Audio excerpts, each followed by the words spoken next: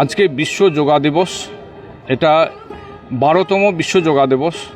তো আপনারা জানেন যে এটা 2014 সালে এটা সূত্রপাত হয় এবং নরেন্দ্র মোদী আমাদের মাননীয় প্রধানমন্ত্রীর ওনার উদ্যোগী এই বিশ্ব যোগা দিবসটা পালিত হয়ে আসছে এবং আজকে সারা ভারতবর্ষ তথা সারা বাংলা তথা সারা বিশ্বে এই যোগা দিবসটা উদযাপন হচ্ছে।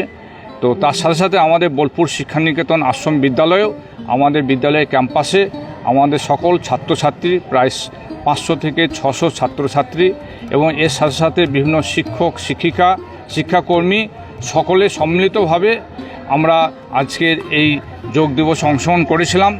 বিভিন্ন ধরনের যোগব্যায়ামের মাধ্যমে যে আদিম যুগে প্রাচীন যুগে মানুষ সুস্থ সবল থাকতো এবং সেখানে 100 বা 100-র ওপর বছর বাঁচত শুধুমাত্র এই যোগব্যায়ামের মাধ্যমে। তা যোগব্যায়ামের জন্য বেশি জায়গা দরকার হয় না, মাত্র 5 থেকে 7 ফুট জায়গা দরকার হয়, সেই জায়গার মধ্যে কিন্তু কাজ হয়। হ্যাঁ, প্রায় 500 থেকে 700।